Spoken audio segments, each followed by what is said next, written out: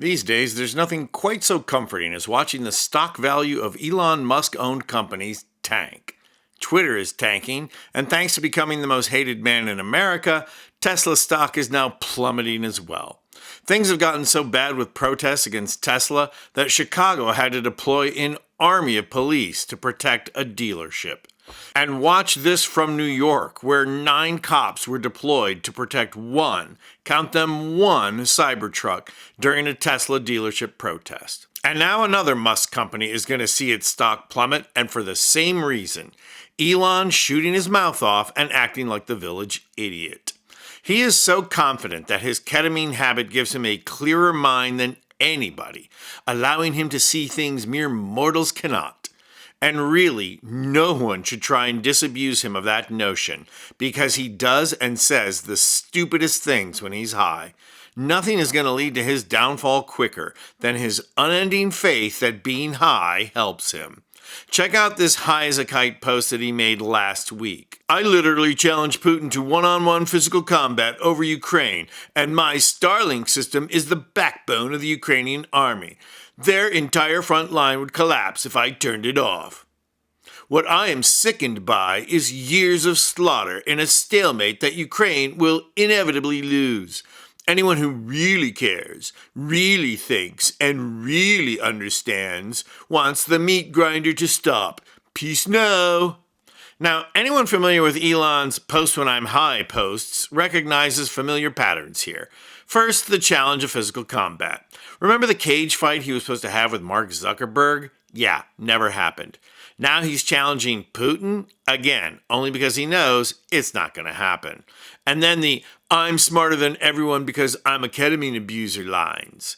Anyone who really cares, really thinks, and really understands? How convenient, Elon. The only correct way to view the world is the way you view the world. Well, again, not going to happen. I'll tell you what did happen, though. The Polish foreign minister smacked Elon Musk right where it hurts, in the pocketbook. He posted, Starlinks for Ukraine are paid for by the Polish Digitization Ministry at the cost of about $50 million per year.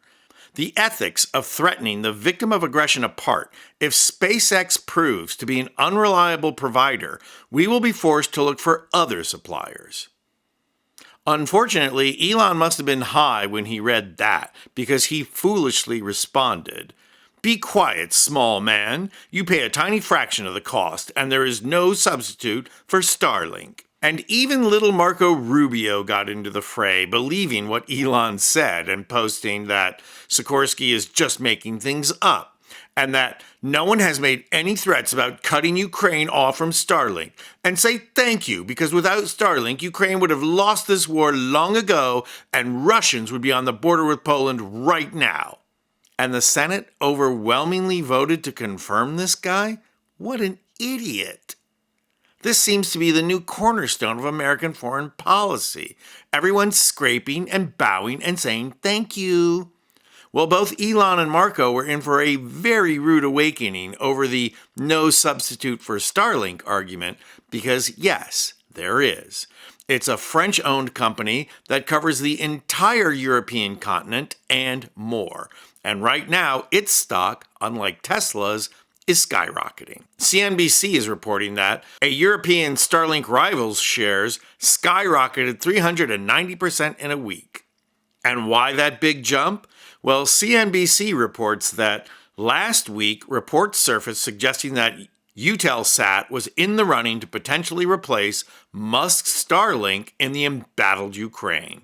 They add that the company is discussing an expansion of its services in Ukraine with the EU. Everyone is asking us today, can you replace the large number of terminals of Starlink in Ukraine? And we are looking at that, Eutelsat CEO Eva Bernanke told Bloomberg in an interview last week. Eutelsat arguably has the scale to offer additional support for Ukraine in terms of satellite-based connectivity. The firm says it currently has a fleet of 35 GEO satellites, in addition to an LEO constellation of more than 600 satellites. Oh, and by the way, guess who completely backtracked on his threat to shut off Starlink? That's right, it was man boy, ketamine abuser, and village idiot Elon Musk. Musk is already trying to replace Verizon satellites for air traffic control. If he keeps this up, he'll be tanking SpaceX faster than you can say Tesla sucks. They'll soon be looking for another company to put their satellites in orbit. And given the amount of SpaceX rockets that are blowing up, I'm sure every company will be looking elsewhere as well. So congrats, Elon. You're well on your way to helping Ukraine get a more reliable partner, boosting the stock of Eutelsat, and tanking your own company. Gosh, if only people could see things as clearly as you do. I'm Anthony Vincent Gallo for Occupy Democrats.